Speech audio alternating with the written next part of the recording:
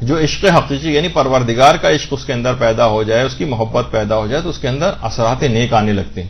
جیسے ملتا ہے نا روایت کے اندر بھی کہ اللہ تعالیٰ نے دیکھی حضرت داؤد پر وحی کی، اور یہ آپ سب کے لیے ہے کہ بنی اسرائیل کے جوانوں سے کہہ دیجئے کہ مجھے چھوڑ کر کیوں دوسروں سے دل لگا بیٹھے ہو، جبکہ میں تمہارا مشتاق ہوں. یہ کیسی جفا ہے. اگر مجھ سے روگردانی کرنے والوں کو یہ معلوم ہو جاتا کہ مجھے ان کا کتنا انتظار ہے اور میں ان پر کتنا مہربان ہوں اور گناہ چھوڑنے کو میں کتنا دوست رکھتا ہوں، تو وہ میرے شوق میں جان دے دیتے اور میری محبت میں ان کے جوڑ جوڑ ٹوٹ جاتے. لیکن یہ ارادہ تو میری روگردانی کرنے والوں کے لیے، یعنی عذاب جوڑ جوڑ کا ٹوٹ جانا، یہ تو میں اپنے ان افراد کے لیے ہے کہ جو یعنی ایک لحاظ سے عشق مجازی کے اندر مبتلا ہو جاتے ہیں. ان کی تو بات ہی دوسری ہے کہ جو میری طرف بڑھتے ہیں. یعنی باقاعدہ دیکھیے حضرت داؤد کے اوپر باقاعدہ پروردگار عالم نے یہ وحی کی کہ مجھے چھوڑ کر یہ نوجوان کہاں دل لگا کے بیٹھے ہوئے. اس کے حلال طریقے بھی جو ابھی آگے چل کر آئے گا کہ اسلام نے ان خواہشات اور ان جذبات کے اوپر ان کو کچلا نہیں ہے، بلکہ ان کے رخ کو موڑا ہے، جو کہ ابھی آگے چل کر گفتگو کے اندر یہ چیز ذکر ہوگی. تو اب آپ دیکھیں کتنے اثرات نیک اس کے نتیجے میں پیدا ہوں گے جب ایسا اس کو عشق و محبت پروردگار عالم سے ہو جائے گا. تو دیکھیں آپ جب بھی عشق الہی پروردگار کا عشق انسان کے اندر اس کے دل میں پیدا ہوتا ہے تو بخیل انسان بھی ہے تو سخی بن جاتا ہے. سست انسان ہے، اس سے پہلے بہت سست تھا، لیکن اگر پروردگار کی محبت پیدا ہو گئی اب عبادت کی طرف مائل ہو جائے گا، لوگوں کی مدد کرنے پر کمر بستہ ہو جائے گا. بزدل تھا اب شجاع بن جائے گا. کمزور ارادے کا مالک تھا، لیکن ادھر اللہ کی محبت پیدا ہوئی اور ادھر اس کا ارادہ قوی ہو گیا. کل تک جو گناہگار تھا آج متقی و پرہیزگار نظر آئے گا. کل تک جس کی زندگی فسق و فجور وغیرہ کا نمونہ بنی ہوئی تھی اور آج بندگی اور اطاعت کا نمونہ بنی ہوئی نظر آتی ہے. یعنی وہاں آپ نے دیکھا کہ عشق مجازی پیدا ہوا تو اپنے ساتھ کتنی خباثتیں، برائیاں اور ایک نہ ختم ہونے والی چین گناہوں کی اثرات تھی لے کر اپنے ساتھ آیا تھا. اور آپ یہ عشق حقیقی پیدا ہوا تو اس کے اندر کتنی ایسی چیزیں اس کے اندر پیدا ہونے لگیں جو صفات نیک ہیں. اچھا، بہت سے بدھو، میں ان کو بدھو کہوں گا، وہ یہ سمجھتے ہیں کہ ہمارا عشق تو جو ہے وہ پاک و پاکیزہ ہے، ہماری جو نگاہ ہے وہ پاک ہے، یہ شیطانی دھوکہ ہے اور اس کے علاوہ کچھ بھی نہیں. دیکھیں ہمیشہ شیطان کی ایک روش ہے اور ایک طریقہ ہے کہ شیطان دانہ ڈالتا ہے. پرندہ یہ سمجھتا ہے کہ یہ میرا بڑا ہمدرد ہے، میری مدد کر رہا ہے، مجھے کھانا دے رہا ہے، لیکن کیا ہوتا ہے کہ صیاد تھا جو دام میں پھنسنے کے لیے جا رہا ہے. اسی طریقے سے ابھی یہ شبہ اس کو ہوتا ہے اور شیطان ابھی اس کو کوئی ابتدا میں وسوسہ بھی نہیں ڈالتا. کتنے افراد ہیں جو سوالات علماء سے پوچھتے ہوئے نظر آتے ہیں، ہم دیکھتے ہیں کہ نہیں ہمارا ارادہ بالکل پاک ہے، ہم تو صرف اپنے کالج اور اس کی بات کر رہے ہیں، ہم پڑھائی کی بات کر رہے ہیں، ہم دینی ڈسکشن کی بات کر رہے ہیں، ہم فلاں چیز کی بات کر رہے ہیں، کوئی دور دور تک ہمارا بھی. تو شیطان اس وجہ سے کہ شیطان اتنا بیوقوف نہیں کہ ابتدا سے ہی آپ کو اس میں ڈال دے، وہ دانہ ڈالے گا اور بالکل وسوسہ بھی نہیں ڈالے گا آپ کے اندر کسی بھی برائی کا. اور جب آپ بے پرواہ ہو جائیں گے، لاپرواہ ہو جائیں گے تو اس کے بعد پھر حملہ کرے گا. یہی وجہ ہے کہ آیت اللہ وحید خراسانی یہ فرماتے ہیں کہ بعض اوقات ایسا ہوتا ہے کہ شیطان کو کوئی بڑا حملہ کرنا ہوتا ہے نا تو یہ 20 سال تک وسوسہ تک نہیں ڈالتا ہے. اسے معلوم ہے کہ ابھی میں نے اس کو وسوسہ ڈالا تو یہ مومن بدک جائے گا، اسے مانوس کرو پہلے. ٹھیک ہے ابھی نا پاک و پاکیزہ بات چیت کرے گا، دینی بات چیت کرے گا، دینی ڈسکشن کرے گا، کوئی بات نہیں، کلاس فیلو ہی تو ہیں، عمومی بات چیت کر لیتے ہیں، رشتہ دار ہیں، کزنس ہیں، کوئی گناہ کی بات نہیں، سارے بہن بھائی تو ہیں، ایک ہی خاندان کے چچا زاد ماموں زاد. تو یہ اس طرح سے ابتداءً ایسا کرتا ہے کہ یہ آپس میں مانوس ہو جائیں اور یہ بے پرواہ بھی ہو جائیں اپنی اس نیت سے، اور پھر اچانک سے ایسا ان کے اوپر وار کرے گا کہ ساری ریاست کا جو ہے جو آپ نے اس دوران کی تھی اور بالکل بے پرواہ ہو گئے تھے شیطان کے حملے سے، بالکل ہتھیار ڈال دے گا. تو دیکھیے اس میں ایک ہی حل علماء نے بتایا ہے کہ جتنے بھی مقدمات گناہ ہیں ان سے انسان دوری اختیار کرے، اس راہ ہی پر نہ جائے. ایک دفعہ کسی کلاس میں نے پہلے آپ کی جو ابتدائی کلاسز تھیں پچھلے گروپس کی، اس میں بھی ایک بات بتائی تھی کہ 2 فلمیں پاکستان میں ایک زمانے میں آئی تھیں، اللہ اکبر اور سبحان اللہ، بہت عرصہ پہلے. اس میں خانہ کعبہ تھا اور کوئی عورت کو بے حجاب نہیں دکھایا گیا تھا، حج وغیرہ کی اس کے اندر چیزیں تھیں اور بالکل پاکوں کا پاکیزہ فلم، نہ اس کے اندر کوئی موسیقی تھی نہ کچھ تھا. تو یہ 2 فلمیں جب سینما میں لگیں تو لوگوں نے علماء سے پوچھا کہ اب ہم کیا کریں. ان کو دیکھنے جائیں، اس میں تو کوئی حرام چیز ہی نہیں ہے۔ علماء نے کہا کہ جو افراد اب تک کبھی سینما نہیں گئے وہ اس جائز فلم کو دیکھنے کے لیے بھی نہ جائیں، اور جو اکثر حرام فلمیں دیکھنے کے لیے سینما جاتے ہیں وہ اس فلم کو دیکھنے ضرور جائیں۔ دیکھیے جو کبھی سینما نہیں گیا، اس نے کبھی ماحول ہی نہیں دیکھا، آج شیطان دانا ڈال رہا ہے کہ چلو اس بہانے سینما آ جاؤ، ذرا اس کا ماحول دیکھو، اس کی آواز، ساؤنڈ سسٹم دیکھو، اس کی بڑی اسکرین کا مزہ دیکھو، آ تو جانے دو اس کو، پھر بعد میں جو ہے اس کو جب یہ عادی ہو جائے گا، ذرا دیکھ لے گا اس کے ماحول کو، تو حرام فلم کے لیے وسوسہ ڈال کے کبھی لے آؤں گا۔ کہا جو پہلے کبھی نہیں یہ سینما آیا وہ اس فلم کو دیکھنے کے لیے بھی نہ آئے، اور جو اکثر آتا رہتا ہے وہ اس کو دیکھنے ضرور آئے کہ خانہ کعبہ اور یہ سب دیکھ کے ہو سکتا ہے اس کا دل منقلب ہو جائے، لوگ خانہ کعبہ میں پہلی نگاہ پڑتے ہی ان کی زندگیوں میں انقلاب آ جاتا ہے، تو اس فلم کو بھی دیکھنے وہ آ جائیں۔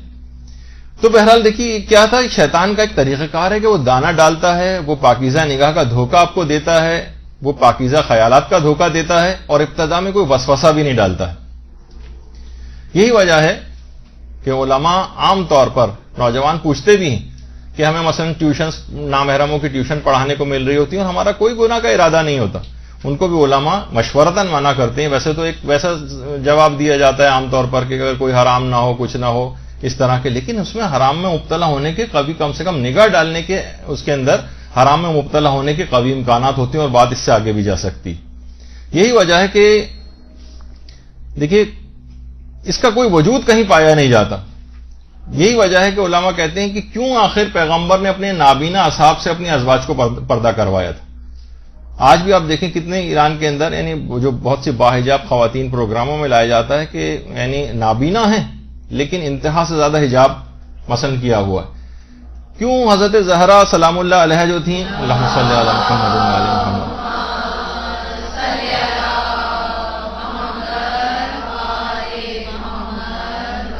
پیغمبر کے نابینا صحابی کے سامنے بھی نہیں آتی تھیں، ان سے زیادہ کس کی نگاہ پاک ہوگی؟ کیوں حضرت یوسف نے کہا تھا جو قرآن کی آیت بھی ہے کہ وما ابرئ نفسی ان النفس لامارۃ بالسوء الا ما رحم ربی، کیوں کہا تھا انہوں نے کہ میں اپنے نفس کو بھی بری نہیں کرتا کیونکہ بے شک نفس بہت ہی برائی کا حکم دینے والا ہے سوائے کہ پروردگار جس پر رحم کر دے۔ اب جب حضرت یوسف یہ بات کہہ رہے ہیں، اب کس کا منہ ہے کہ یہ کہے کہ میرا نفس اور میری نگاہ بہت پاک ہے؟ کیوں آخر پیغمبر نے کہا تھا کہ کسی نے پوچھا تھا کہ پیغمبر اسلام بتائیے دیور اور بھابھی کے سلسلے میں کیا مسئلہ ہے؟ تو ایک روایت میں آتا ہے کہ دیور تو موت ہے۔ کچھ ہمارے مسلمان جو ہے وہ علماء انہوں نے اپنی کتابوں کے اندر اس روایت کو لکھا ہے، یعنی یہ اس قسم کے رشتے کے اس میں تو چلو ایک ہی گھر کے اندر رہ رہے ہیں اور انسان ایک آزادانہ اور بے باکانہ سی زندگی ہے اور پاک نگاہ اور پاک خیالات کا ایک دھوکہ شیطان اس کے اندر ڈال دیتا ہے۔ اچھا بعض افراد یہ کہتے ہیں، دیکھیے بہت سے کچھ نا فلسفی قسم کے افرادوں سے بھی واسطہ پڑ جاتا ہے، کہتے ہیں اصل میں ہم جو نامحرم کو دیکھتے ہیں تو ہم اصل میں خدا کی قدرت کا ہم جلوہ دیکھ رہے ہوتے ہیں کہ خدا نے دیکھیے کیسی حسین اچھی شکلیں بنائی ہیں، یعنی یہ اس قسم کے بھی لوگ ہوتے ہیں۔ شیخ سعدی نے ان کو بڑا اچھا جواب دیا۔ شیخ سعدی فرماتے ہیں کہ دیکھیے اگر پروردگار کی قدرت ہی آپ نے دیکھنی ہے اور صنعیت ہی دیکھنی ہے تو وہ تو ایک دن کے بچے کے اندر بھی پروردگار کی قدرت نظر آتی ہے، کیا وجہ ہے آپ کو ویسا عشق ایک بچے سے نہیں ہوتا ایک دن کے؟ اور اگر آپ ایسے ہی محقق ہیں، مدقق ہیں، فلسفی ہیں، جمال خدا کے متلاشی ہیں، تو جو بات ایک فلسفی کو اور جمال خدا کے متلاشی کو حسینوں میں جو بات نظر آتی ہے وہ ایک اونٹ میں بھی پائی جاتی ہے۔ دیکھیے نا خدا نے کیسا بنایا، قرآن کی آیت بھی کہ افلا ينظرون الى الابل كيف خلقت، ذرا دیکھو تو ہم نے اونٹ کو یعنی کس طرح کی خلقت اونٹ کی ہے، انسان دیکھے اور واقعی دیکھ کے اس کو حیران ہو۔ پھر کیا وجہ ہے کہ انہیں کسی اونٹ سے آج تک عشق نہیں ہوا؟ اگر خدا کی قدرت ہی آپ نے دیکھنی، قدرت کا جلوہ دیکھنا ہے تو اونٹ میں بھی ویسا ہی ہے جیسے کسی حسین میں پایا جاتا ہے۔ تو معلوم یہ ہوا کہ اس قسم کی باتیں جو ہیں یہ نفس کی بدماشی ہیں اور نفس کی غلط تعویلات ہیں جس کے اندر شیطان مبتلا کرتا ہے۔ ابھی یہ نگاہ اس کی پاک رکھے گا لیکن اچانک سے اس پر ایک ایسا حملہ کرے گا، جب یہ باقاعدہ بے پرواہ ہو جائے گا تو ایک دم سے اس کے اوپر حملہ کرے گا اور ساری اس کی محنتوں اور ریاضتوں اس کو برباد کر کے رکھ دے گا۔ جیسے کہا جاتا ہے نا بلی والا تقویٰ، اصل میں عشق مجازی جو ہے یا پاکیزہ گویا بلی والا تقویٰ ہے، یعنی بلی کو کہا جاتا ہے کہ دیکھیے بارش کی جب بوند پڑ رہی ہوتی ہے نا تو دیوار سے ایک ایسا لگ لگ کے چلتی ہے کہ مجھ پہ ایک چھینٹ نہ پڑ جائے، لیکن اگر اسے پانی میں کہیں کوئی مچھلی یا چوہا نظر آتا ہے تو سارا تقویٰ بھول کے چھلانگ لگا کے اندر جاتی ہے اور پورا بھیگ کے شکار کو پکڑ کے لے آتی۔ تو یہی ہمارے نفس کے ساتھ بھی، یعنی جب اس کو موقع ملے گا نا، ویسے تو ہلکی پھلکی چیزوں میں بڑی احتیاط کر رہا ہوگا، لیکن جب موقع ملے گا تو یہ بلی والا تقویٰ یعنی نجاست اور غلاظت کے اندر سے جا کر بھی اپنے اس مدعا اور مقصد کو پانے کی کوشش کرے گا۔ جب یہ کہا جاتا ہے کہ دیکھیے کہ احتیاط کرنے کا حکم اسی وجہ سے کہ اگر کوئی شخص کسی گڑھے کے کنارے کنارے رہے گا تو گرنے کے بہت قوی امکانات ہوں گے۔ اگر کوئی کہے جناب میں موت کے کنویں میں موٹر سائیکل چلانے کا کام کرے گا تو کبھی نہ کبھی بہت زیادہ قوی امکانات ہوں گے گرنے کے۔ تو گڑھے میں اور کھائی میں گرنے سے جتنا زیادہ اپنے آپ کو بچا کے دور لے جائے گڑھے اور کھائی سے، اتنا زیادہ اس کے اطمینان ہوگا کہ یہ اس کے اندر نہیں گرے گا، اور جتنا قریب جائے گا اور اپنے آپ کو اپنے اوپر اعتماد کرے گا کہ نہیں میں تو ایسا نہیں ہو سکتا، میں تو نہیں گر سکتا، کہیں نہ کہیں پاؤں پھسلے گا اور بالآخر اس کو گرنا ہوگا۔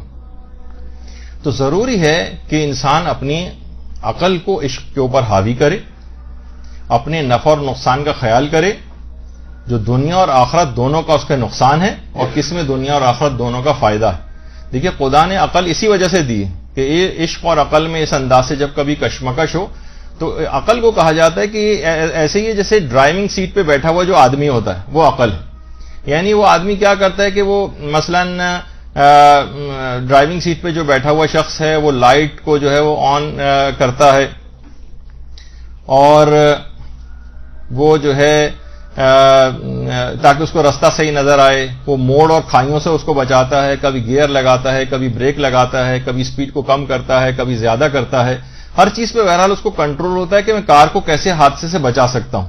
جبکہ عشق جو ہے یہ عقل کو خپت کر دیتا ہے، اور اب وہ نقصان کا پرواہ نہیں ہوتی، نہ اسے اب خاندان کی عزت کہیں بھی جا رہی ہے وہ جائے، اس کو پرواہ نہیں ہوتی، والدین ناراض ہو جائیں، اللہ رسول ناراض ہو جائیں، میں کسی کی بات نہیں مانتا۔ گویا گاڑی چل رہی ہے اور ڈرائیونگ سیٹ پہ بیٹھا ہوا شخص یا تو بے ہوش ہو گیا یا مر گیا، اب کیا ہوگا؟ لا محالہ یہ گاڑی کسی کھائی میں گرے گی، کسی جگہ کوئی فیٹل ایکسیڈنٹ ہوگا، کسی گڑھے میں جائے گی اور اپنے ساتھ دوسروں کو بھی نقصان پہنچائے گی۔ تو یہی وجہ ہے کہ عقل اور عشق اس انداز سے جب اس میں کوئی تصادم ہوتا ہے تو ہمیشہ جو مومن ہے وہ اپنے عقل کو حاضر رکھتا ہے، اب نفع نقصان کا خیال کرتا ہے، اپنے دنیا کا بھی اور آخرت کا بھی، کہ اسے نظر آ رہا ہے کہ میں اب اس میں زیادہ آگے بڑھوں گا تو اب نقصان ہے، اپنے آپ کو پیچھے مومن کر لے۔ اس موقع پر یہ جو ہے اس قسم کا جو جذبہ ہے اس کی عقل کو خپت کر دیتا ہے، اور ڈرائیونگ سیٹ پہ یا مثلا پائلٹ کبھی مر جائے اور کوئی جہاز چلانے والا نہ ہو تو آپ سوچیے کہ اس جہاز کا جو ہے وہ کیا بنے گا۔ اسی انداز سے بالکل عقل کو اپنی حاضر رکھنا چاہیے۔ اور یہ جو عشق مجازی کے مارے ہوئے ہوتے ہیں، دیکھیے نوجوان لڑکے لڑکیاں کس انداز سے گناہوں میں، یہ اب کیا کرے گی، وہ نامحرموں کے لیے بنے سنورے گی، پردے کے احکام ابھی جو نیا گروپ ہے وہ آگے چل کے پڑے گا کہ کتنے شدید اور سخت اس کے احکامات ہیں، اس کی تمام پر مخالفت کرے گی۔ اس کے بعد مثلا نامحرم سے ہاتھ ملانا کتنا اس کا جو ہے وہ گناہ بتایا گیا ہے، اور اسی انداز سے جو ہے کتنی اخبارات کی جو آپ دیکھتی ہیں کہ فلاں جناب کہ صرف ایک علاقے سے جو ہے وہ پاکستان کے 973 لڑکیاں مثلا اس انداز سے صرف اس عشق مجازی میں پیدا ہوا ان کے اندر گھروں سے بھاگ گئیں، اور یہ ہوا اور وہ ہوا، اور کتنی زیادہ اس کے بعد، یعنی کہ بھرا پڑا ہوتا ہے روزانہ اخبارات، یعنی اپنی آنکھوں سے عبرت کی تمام چیزیں بکھری ہوئی ہوتی ہیں، لیکن اس وقت ایسا عقل معاف ہو جاتی ہے کہ کسی چیز کو خاطر میں نہیں لا رہی ہوتی، اور کتنے اس گناہوں کے انجام جو ہیں اس کے سامنے آتے رہتے ہیں۔ جبکہ ایک باحیا عورت معاشرے کے اندر کسی کو کوئی نقصان نہیں پہنچاتی، ہر جگہ سے اس کو عزت ہی عزت مل رہی ہوتی، والدین کی طرف سے، اپنے شوہر کی طرف سے، اپنے بھائیوں کی طرف سے، دیگر رشتہ داروں کی طرف سے، اور اللہ کی نگاہ میں تو یقیناً اس کا جو مقام اور مرتبہ ہوتا ہے۔ تو یہ تمام چیزیں دماغ میں رکھنی چاہیے۔ اچھا بہت سے لوگ آج کل حضرت یوسف کی فلم تقریباً سب لوگوں نے دیکھی ہوئی ہے، اس کے اندر مثلا زلیخا کا جو قصہ آتا ہے اور وہ اس کی تفصیلات پوچھنے لگتی ہیں۔ آج کل مختار فلم بھی آئی ہوئی ہے، اس کی بہت ساری چیزوں کے متعلق لوگ نوجوان سوال کرتے ہیں۔ تو یہ پہلے تو یہ بات دماغ میں آپ لوگ رکھ لیجئے کہ دیکھیے یہ دونوں چیزیں فلمیں ہیں، یہ اس کے اندر ایک ایک جملہ اور ایک ایک لفظ وہ نہیں، سمجھیں کہ تقریباً 95% یہ صرف فلم ہے۔ فلم کی اپنی ضروریات ہوتی ہیں، فلم کی اپنی جو ہے وہ چیزیں ہوتی ہیں، فلم کے اپنے مکالمے ہیں۔ اس کو آپ کوئی بالکل اس طرح کوئی قرآن و حدیث کے اندر کوئی چیز لکھی اس میں چند پورا تھیم اگرچہ وہی ہے لیکن وہ 5% بہت مشکل ہوگا، باقی 95% یہ صرف فلم ہے، چاہے وہ مختار ہو یا کوئی اور ہو۔ تو اس کے اندر جو چیزیں وہ اس انداز کی حقیقت نہیں ہے کہ جسے عام طور پر لوگ جو جس طرح سے فلموں کے اندر جو ہے وہ پیش کیا جاتا ہے۔ اور وہ بہت سارے افراد کہتے ہیں کہ بھئی دیکھیے اسی وجہ سے سورہ یوسف کو کچھ ایک آدھ حدیث کے اندر پڑھنے کو منع بھی کیا گیا، جو کہ ہمارے علماء کہتے ہیں کہ ایسا نہیں ہے کہ بہت سی حدیث میں ہے کہ عورتوں کو سورہ یوسف کی تعلیم مت دو. علماء نے کہا نہیں، بلکہ دینی چاہیے، تاکید ہے، تاکہ معلوم ہو کہ نفسانی خواہشات کے مقابلے میں یوسف نے کیسی پاک دامنی دکھائی. اس وجہ سے اس کو احسن القصص کہا گیا، یعنی بہترین قسم کا قصہ ہے قرآن کے اندر. تو جس طرح سے عام طور پر فلموں ڈراموں یا ان کے اندر پورٹرے کیا جاتا ہے، اس طور پہ اس کو نہ سمجھیں، بلکہ اس کو ایک عفت و پاک دامنی کے لیے اپنا ایک معیار قرار دیں اس قصے کو. تو دیکھیے، یہ جو عشق اس انداز کا پیدا ہوتا ہے تو گویا ایک فانی کے سامنے اپنے آپ کو پامال کر دینا، ایک فانی شخص ہے نا دوسرا بھی، اس کو عشق مجازی کہا جاتا ہے. اور اپنے پندار نفس کو اللہ کے لیے قربان کر دینا، یہ اس کو عشق حقیقی کہا جاتا ہے. یعنی کوئی ایسی پاک دامن عورت ہو تو اس کو کہا گیا ہے کہ یہ 1000 غیر صالح افراد سے، بلکہ اس سے بھی کہیں زیادہ بڑی تعداد ہو سکتی ہے کہ اگر کوئی ایک صالح عورت اس طرح سے ہو، اسی طریقے سے کوئی ایک صالح مرد بھی اگر ہو، یعنی واقعی اس کے اندر اگر عشق حقیقی پیدا ہو جائے تو وہ کتنا لوگوں سے افضل ہو جاتا ہے. یعنی جو واقعی سمندر کا عاشقوں سے ندی نالوں سے کیا دلچسپی ہو سکتی. یہی وجہ ہے کہ عشق مجازی کے جو مارے ہوئے ہیں وہ کبھی بھی بارگاہ خداوندی میں کبھی بڑا مقام نہیں حاصل کر پاتے. مولانا روم کہتے تھے نا کہ یہ جو عقل ہے ہماری، یہ قبر سے آگے نہیں دیکھ سکتی، جبکہ عشق حقیقی جو ہے وہ قبر سے بہت آگے تک دیکھتا ہے، اور ایک ہی جست میں زمان و مکان کی جو قید ہے اس سے آزاد ہو جاتا ہے. اور یہی وجہ ہے کہ علامہ اقبال بھی یہ کہا کرتے تھے کہ عقل کو سرگرمی اور جذب جو ہے عشق حقیقی عطا کرتا ہے. اور اصل میں یہ عشق حقیقی ہے جو پروردگار کا، کہ انسان راتوں کو اٹھ کر خدا کی عبادت کرتا ہے. نماز شب کا اگر کوئی پابند ہے تو یہ اس بات کی علامت ہے کہ اس کے اندر عشق حقیقی یعنی اللہ کا عشق پایا جاتا ہے. تو دیکھیے، یہی وجہ ہے یہ کہ اگر 5 افراد گھر میں کھانے والے ہیں اور مثلا کہا جاتا ہے نا کہ 4 روٹیاں ہوں تو ماں یہ کہہ دیتی ہے کہ مجھے بھوک نہیں ہے، تم لوگ کھا لو. وہ یعنی یہ واقعتاً دیکھا جائے اس کا وہ اولاد سے عشق ہے کہ اپنے آپ کو سیکریفائز کرتی ہے، اپنے آپ کو پامال کر دیتی ہے، اپنے آپ کو ختم کر دیتی ہے اپنی اولاد کے لیے. اور یہی اولاد جب ذرا سے بڑی ہو گئی اور جوان ہو گئی تو کسی بھی دوسرے جس کے ساتھ ابھی چند دن کی ان کی رفاقت ہوئی اور فون پہ بات چیت ہوئی، اس کے لیے ماں اور باپ سب کو قربان کرنے کو یہ تیار ہو جاتی ہے. یہ شیطان ہے جو ایسی ماں جو اتنی زحمتوں کے ساتھ اس نے پالا ہوتا ہے. سوچیں آپ کہ عموماً خواتین کی آپ نے دیکھا کہ حاملہ خواتین کتنی ان کی بری حالت ہوتی ہے، کیسی صعوبتیں اٹھاتی ہیں، کیسی پریشانیاں اٹھاتی ہیں، جسموں کے آپریشن کراتی ہیں، کس طرح سے راتوں کو جاگ جاگ کے جو ہے اس کو فیڈ کراتی ہیں اپنے بچوں کو، کس طرح سے اٹھ کے نہ ان کی اپنی نیند پوری ہوتی ہے، پوری زندگی لگا دیتی ہیں. اور جہاں ذرا سا ایسا موقع آیا اور شیطان کے ہاتھوں یہ لڑکی گرفتار ہوئی اور اس نے اس ماں کی تمام چیزوں کو فراموش کر دیا. یہ کون سا عشق ہے؟ یہ صرف شیطانیت ہے، یہ فسق ہے، فجور ہے، بے حیائی ہے، یہ ساری چیزیں. تو بہرحال یہ تمام چیزیں ایسی. اور اسی طرح سے واقعی عشق پیدا ہو جائے، جس طرح ماں کی آپ نے ابھی مثال سنی، یہ عشق اگر پیدا ہو جائے تو کوئی بھوکا دروازے پہ آئے تو اگر کسی نے روزہ بھی رکھا ہو تو روٹی راہ خدا میں دے دیتے ہیں، یہاں تک کہ سورہ حل عطا کو نازل ہونا پڑتا.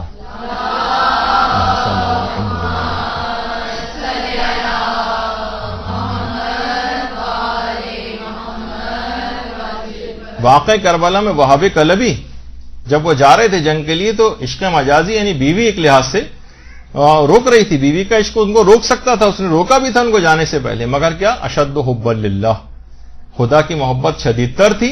وہاب کلبی گئے اور پروردگار عالم کے عشق حقیقی میں اپنی جان کو قربان کر دی. مولا جیسے عاشق الہی امیر المومنین علیہ الصلوۃ والسلام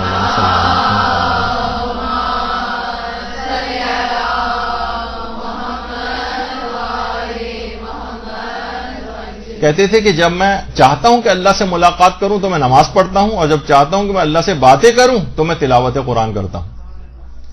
اور کہا جاتا ہے کہ عشق مجازی اور عشق حقیقی میں ایک بنیادی فرق یہی ہے کہ جب محبوب حاصل ہو جاتا ہے عشق مجازی میں تو اس کا التفات کم ہو جاتا ہے. اب یہی وجہ ہے کہ جتنی بھی یہ لو میرجز ہوتی ہیں اسی وجہ سے کہ ٹھیک ہے اپنا مقصود حاصل ہو گیا، اب التفات کم ہو گیا، اب لڑائیاں شروع ہو گئیں. یعنی ظاہری چکا چون جب تک حسن برقرار رہا اس وقت تک التفات رہا، اور اس کے بعد پھر وقت گزرنے کے ساتھ ساتھ یہ چیز ختم ہو گئی. تو ملتا ہے نا کسی بزرگ کے واقعے میں حکایات کے اندر ملتا ہے کہ ایک پیر صاحب تھے، ان کے مرید بھی تھے، اور وہ مرید بھی آتے تھے، مریدنیاں بھی آتی تھیں. تو کوئی مرید کسی مریدنی پہ عاشق ہو گیا، پیر صاحب نے دیکھ لیا، کہا کہ اس کا عشق انہوں نے باقاعدہ ایک دوا دے کے اس کو دستوں کی بیماری میں لڑکی کو مبتلا کر دیا. اس اتنے دست آئے اور کہا کہ اس کو ایک کنستر میں جمع کر دی جاؤ.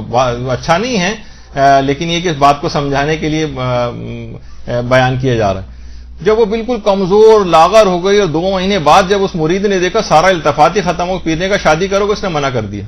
پیر صاحب نے وہ کنستر منگوایا, کہا کہ تمہارا سارا عشق اس نجاست کے اوپر تھا جو اس کے جسم کے اندر تھی, جب یہ نکل گئی تو تمہارا التفات بھی ختم ہو گیا. تو بہرحال تو یہی ہے کہ یہ اس طرح کی جو چیزیں ہوتی ہیں اس کے اندر جب ظاہری حسن کوئی ختم ہو جاتا ہے تو محبتیں بھی ختم ہو جاتی ہیں. وہ ملتا ہے نا کہ خاتون جو ہیں اپنی شادی کی تصویریں اپنے بچوں کو دکھا رہی تھی کہ دیکھو بیٹا یہ ہیں تمہارے ابو. تو بچے نے حیرانگی سے دیکھا کہ اگر یہ ہمارے ابو ہیں تو وہ گھر میں کالا موٹا اور گنجا آدمی کون رہتا ہے. تو یہی ہوتا ہے کہ جب ظاہر وہ چیزیں ختم ہو گئی تو اب بعد میں لڑائی جھگڑے ہونے لگے آپس میں. اور جہاں اچھا یہ تو تھا عشق مجازی. عشق حقیقی میں جتنا محبوب حاصل ہوتا جاتا ہے یعنی اللہ, اتنا ہی اس کی طلب بڑھتی جاتی ہے, اتنا اس کی طلب میں اضافہ ہوتا جاتا ہے.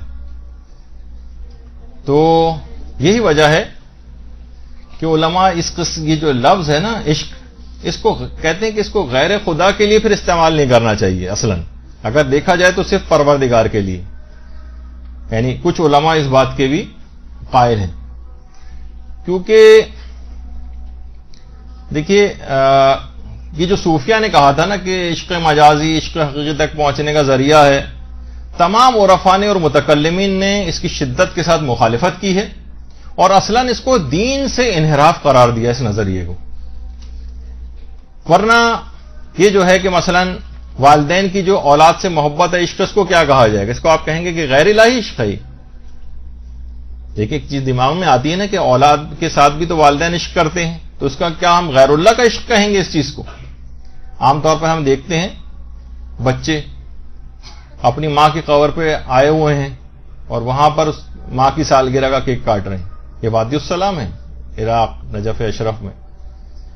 تو بچوں کی جو والدین سے محبت ہوتی ہے یا ماں کی جو اپنی اولاد سے محبت ہے, یہ وہ نوجوان کے جو حرم سیدہ زینب سلام اللہ علیہا اس پہ شہید ہو گیا,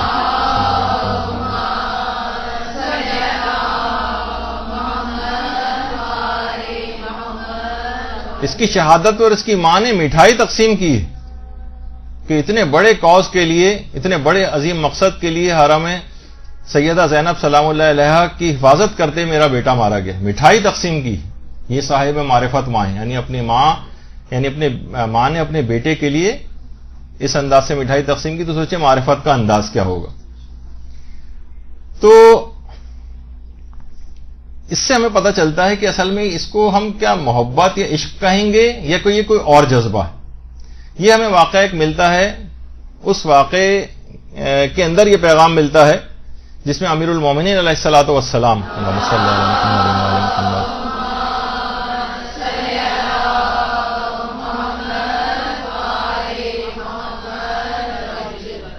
حضرت عباس علمدار علیہ الصلوۃ والسلام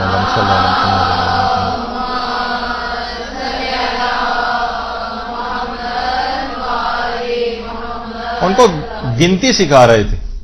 چھوٹے ہیں عباس, گنتی سکھا رہے ہیں, اور ساتھ ہی میں ثانیہ زہرا حضرت زینب سلام اللہ علیہ بھی ساتھ ہیں.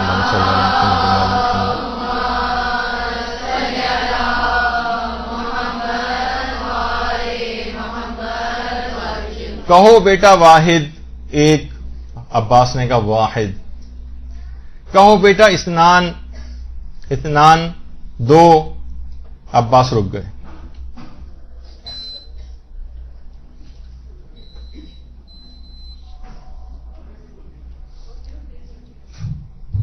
آواز آ رہی ہے؟ کہو بیٹا واحد, عباس نے کہا واحد. کہو بیٹا اسنان دو, کہا دو. نہیں کہا, یہ نہیں کہا کہ دو, بلکہ کہا بابا استحا ان اقول باللسان الذی قلت واحدا اسنان. بابا مجھ کو شرم محسوس ہوتی جس زبان سے میں ایک کہہ چکا ہوں اس سے دو کیسے کہوں. اچھا, امیر المومنین خوش ہو گئے اتنا معرفت بھرا جملہ سن کر. حضرت زینب سلام اللہ علیہ بھی ساتھ تھیں, تقریباً 22 سال بڑی ہیں حضرت عباس سے. کہا کہ بابا الا تحبنا، کیا آپ ہم سے محبت کرتے ہیں؟ امیر المومنین نے فرمایا کہ ہاں بیٹی. یا قال یا بنیۃ نعم اولادنا ابکادنا، اولاد تو جگر کا ٹکڑا ہوتی. کہا بابا لیکن حبان لا یجتمعان فی قلب المومن، ایک دل میں کبھی دو محبتیں تو جمع نہیں ہو سکتی مومن کے. حب اللہ و حب الاولاد، کے اللہ سے بھی محبت ہو اور اولاد سے بھی محبت ہو. ابھی امیر المومنین جواب دینا ہی چاہتے تھے کہ حضرت زینب بول پڑی، بابا میں سمجھ گئی الشفقۃ لنا والحب للہ خالصہ، اولاد سے تو شفقت کی جاتی ہے، محبت فقط پروردگار عالم سے ہوتی ہے.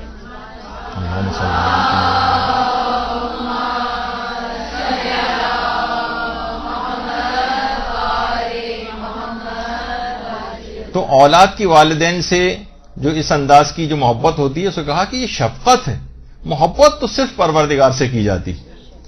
تو اسی طرح سے اب اللہ کی محبت کو ہم دل میں پیدا کیسے کریں؟ ایک سوال پیدا ہوتا ہے کہ محبت تو دیکھیے خود بخود پیدا ہوتی ہے. علماء نے کہا پیدا تو ہوتی ہے محبت خود بخود، لیکن اس کے اسباب جو ہیں وہ اختیاری ہوتے ہیں. یعنی ہم اس کے اسباب اختیار کریں تو خدا کی محبت پیدا ہونے لگے گی، اگر ابھی تک پیدا نہیں ہوئی. کہا جاتا ہے کہ جتنی اطاعت خدا بڑھتی جائے گی اتنی خدا سے محبت شدید ہوتی جائے گی. یہ ایک طریقہ کار ہے، اگر آپ کی جتنی خدا کی اطاعت آپ کرتی جائیں گی اتنی محبت بڑھتی چلی جائے گی. یہی وجہ ہے کہ آپ دیکھیں دنیاوی اعتبار سے پروردگار اگر کچھ نعمتیں لے بھی لے، اس کی نہ ٹانگیں ہیں نہ ہاتھ ہیں، لیکن کس طرح سے پروردگار کے عشق کے اندر مبتلا ہو کے انہی کٹے ہوئے ہاتھوں کو مثلا اٹھا رہا ہے. تو یہ جتنی اطاعت بڑھے گی اتنی اس کی محبت بڑھتی چلی جائے گی. پھر وہ شکایت نہیں کرے گا کہ اس کے ہاتھ پاؤں ہیں میرے ہاتھ پاؤں کیوں نہیں، بلکہ اسی میں راضی برضا رہے گا اور پروردگار کی طرف آگے جائے گا.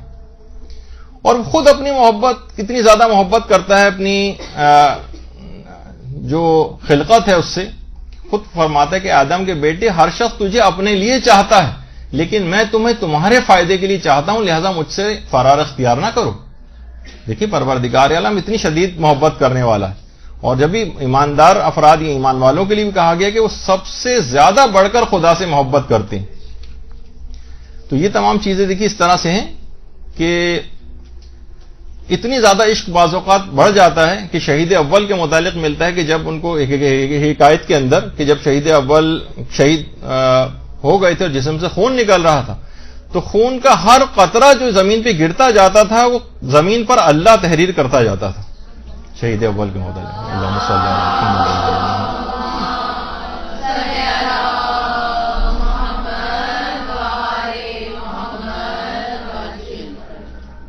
تو روایات کے اندر بھی دیکھیے ملتا ہے کہ ایک دفعہ پیغمبر اسلام تشریف فرما تھے مسجد نبوی میں کہ ایک شخص جو ہے وہ وہاں سے گزر رہا تھا دروازے کے پاس سے. تو پیغمبر نے حاضرین میں سے کوئی شخص اٹھ رہا تھا، اس سے کہا تھا کہ بیٹھ جاؤ. وہ مسجد کے دروازے پر تھا، اس نے سوچا کہ ہو سکتا ہے کہ مجھ سے کہا ہو. وہ پیغمبر کی اطاعت کرتے وہیں پر بیٹھ گیا. یعنی اس نے سوچا کہ احتمال اس کا پایا جاتے کہیں حکم میرے لیے تو نہیں تھا، ایسا نہ ہو کہ میں خلاف ورزی کر جاؤں، لہٰذا وہیں دروازے ہی پر بیٹھ گیا. تو دیکھیے اس کو تو فقط احتمال تھا کہ حکم ہے بھی یا نہیں، اور اس نے اتنی اطاعت کی. اور ہمیں یقینی طور پر فرامین پیغمبر کے پتہ ہے کہ ہمارے لیے کہے گئے. پیغمبر نے فرمایا کہ تم لوگوں کے لیے میں حکم دے رہا ہوں، لیکن اس کے باوجود بھی ہم کندھے اچکا لیتے ہیں اور اس انداز سے ویسی زندگی گزارتے رہتے ہیں جو ان کی اطاعت کے بغیر ہوتی. اب دیکھیے یہ کتنی جو آج کل کا میڈیا ہے، اگر کوئی اب خاتون کوئی نوجوان اپنے آپ کو ان سے بچانا بھی چاہے تو یہ میڈیا پیچھے سے اس کو کھینچ رہا ہوتا ہے، اس کی طرف جانے سے اس کو روک رہا ہوتا ہے. اور ڈسٹریکشنز اتنی زیادہ ہیں پیدا کی جاتی ہیں کہ کبھی کوئی پروگرام آ رہا ہے، کبھی کوئی پروگرام آ رہا ہے، کبھی کوئی پروگرام آ رہا ہے. 24 گھنٹے کا پہلے تو چند گھنٹوں کا ٹی وی ہوا کرتا تھا، اب 24 گھنٹے ہیں اور ہزاروں چینلز ہیں جو ہیں. تو آپ سوچیے کتنا زیادہ آپ کو صرف اس میں مبتلا کیا گیا ہے. دیکھیے اللہ کا اگر عشق پیدا کرنا ہے تو اس کا قرآن نے ایک معیار بتایا ہے. قُلْ إِن كُنتُمْ تُحِبُّونَ اللَّهَ فَاتَّبِعُونِي، کہ محبت الہی کا جو ضروری مظہر ہے وہ رسول کی سیرت کی پیروی میں. کہ تم ان سے کہہ دو کہ اگر یہ خدا سے محبت کرتے ہیں تو پیغمبر اسلام کی تم کو اطاعت کرنا پڑے گی. تو ان کی احادیث کو یاد کیجئے، ان کے فرامین کو یاد کیجئے. یہی وجہ ہے کہ آیت اللہ ناصر مکارم شیرازی بھی فرماتے ہیں کہ معصومین کی محبت اگر کسی کو دل میں پیدا کرنا ہے تو ان کی سیرت کا بغور مطالعہ کریں اور ان کے فرامین کو پڑھیں تو خود بخود ان کی محبت دل کے اندر بڑھنے لگے گی. ہمارے یہاں پہلے مرحلے میں اس علم کو حاصل کرنے ہی سے روک دیا جاتا ہے، انسان اس کی طرف التفات نہیں کرتا. تو یہ لفظی زبانی جمع خرچ ہوتا ہے کہ ہمیں اہل بیت سے بہت محبت ہے، جبکہ عمل ان سے کوسوں دور ہے، ان کی سیرت کی پیروی کی کوئی پرواہ نہیں ہے. اور بتایا بھی جائے کہ فرامین آپ کے لیے ائمہ نے کہے تو ہم بالکل ان کے اوپر توجہ دینے کو تیار نہیں ہوتے. تو دیکھیے، اور پھر اسی کے اندر غیر اللہ کی محبت کا پھر مزہ چکھنا پڑتا ہے، اور وہ عذاب کے طور پر مبتلا ہوتی ہے. پروردگار اپنی محبت ان کے دلوں سے اس انداز سے نکال لیتا ہے. تو دیکھیے کتنی قرآنی آیتیں بھی ایسی ہیں کہ جس کے اندر باقاعدہ اس کا معیار بتایا گیا ہے کہ پروردگار نے کہا ہم ایسی قوم کو عنقریب لے کر آئیں گے کہ یحبہم و یحبونہ، کہ وہ اللہ سے محبت کرتی ہوگی اور اللہ اس سے محبت کرتا ہوگا. لیکن اس کا معیار بھی بتایا، اور 4 شرطیں اس کے اندر بتائی گئیں. 4 شرطیں اللہ کی محبت کی 4 نشانیاں اس آیت کے اندر ہیں. نمبر 1 ہے مومنین سے وہ نرم رویہ اختیار کرتے ہوں گے. یہ اللہ کی محبت کی نشانی اگر کوئی پیدا کرنا چاہے، وہ مومنین سے نرم رویہ اختیار کرنا شروع کر دے. اس کا مطلب یہ اگر کوئی شخص گھر میں بیوی کو تنگ کر رہا ہے، اپنی اولاد کو تنگ کر رہا ہے، یا کوئی بھی ایک رشتہ دار دوسرے، کیونکہ پوری مخلوق عیال خدا ہے، اللہ کے گھر والوں کو ایک لحاظ سے کوئی تنگ کرے تو کیسے ممکن ہے کہ اللہ اس سے راضی ہو جائے. تو جو مومنین سے نرم رویہ اختیار کرے گا، یعنی وہ جو 4 شرطیں جو پیچھے عربی عبارت کے اندر موجود تھیں وہ آپ اس کو دیکھ لیجئے گا. اس میں پہلی چیز ہے مومنین سے نرم رویہ، کہ اللہ ان سے محبت کرے گا اور وہ اللہ سے محبت کریں گے. دوسری چیز ہے دشمنان خدا سے سخت رویہ، یہ اللہ سے محبت کی نشانی. تیسرا یہ ہے کہ دین کے فروغ کے لیے اپنی تمام قوتوں سے جہاد کریں گے، یعنی تمام قوتوں کو بروئے کار لائیں گے. پیسہ خرچ کرنا ہوگا، مال خرچ کرنا ہوگا، وقت خرچ کرنا ہوگا، اپنے آرام کو ایک طرف کرنا ہوگا، یہ کریں گے کیونکہ ان کو اللہ سے محبت ہے. اور چوتھی اس کے اندر شرط یہ بتائی گئی کہ اس کی راہ میں کسی ملامت کرنے والے کی ملامت کی کوئی پرواہ نہیں کریں گے. اس طریقے سے کام دنیاوی عاشق بھی ہوتا ہے، کتنی ملامتیں ہو رہی ہوتی ہیں لیکن کوئی ملامت کی پرواہ نہیں کرتا. تو اسی طریقے سے اللہ کے عاشقوں کی بھی علامت، کہ اللہ سے جو محبت کرتے ہیں ان کی علامت یہ. اچھا، یہ تو دیکھیے کہ نامحرموں سے ہم اس کی بات کر رہے ہیں کہ ان سے محبت. اللہ تو یہ یہاں تک یہ کہہ رہا ہے کہ محرم رشتہ داروں کی محبت بھی خدا کی محبت سے آگے نہیں بڑھنی چاہیے. دیکھیے اب قرآن کی ایک آیت، قُلْ إِنْ كَانُوا آبَاؤُكُمْ وَأَبْنَاؤُكُمْ وَإِخْوَانُكُمْ وَأَزْوَاجُكُمْ وَعَشِيرَتُكُمْ وَأَمْوَالٌ اقْتَرَفْتُمُوهَا وَتِجَارَةٌ تَخْشَوْنَ كَسَادَهَا وَمَسَاكِنُ تَرْضَوْنَهَا أَحَبَّ إِلَيْكُم مِّنَ اللَّهِ وَرَسُولِهِ وَجِهَادٍ فِي سَبِيلِهِ فَتَرَبَّصُوا حَتَّى يَأْتِيَ اللَّهُ بِأَمْرِهِ وَاللَّهُ لَا يَهْدِي الْقَوْمَ الْفَاسِقِينَ. کہہ دو اے رسول کہ اگر تمہارے باپ، سارے محرم رشتہ دار بتائیں، تمہارے باپ، تمہارے بیٹے، تمہارے بھائی، تمہاری بیویاں، تمہارے رشتہ دار، اور وہ اموال جو تم کماتے ہو، وہ تجارتیں جن کا مان پڑنے کا تمہیں خدشہ رہتا ہے، وہ بلند و بالا تمہارے مکانات جو تمہیں بہت پسند ہیں، احب الیکم من اللہ و رسولہ، اگر ان کی محبت اللہ اور رسول کی محبت سے بڑھ گئی، یہ تمہیں زیادہ عزیز ہیں اللہ اور رسول کی محبت سے اور خدا کی راہ میں جہاد کرنے سے، تو اس بات کا انتظار کرو کہ عذاب خدا تم کو آ لے، اور خدا فاسقوں کی ہدایت نہیں کرتا.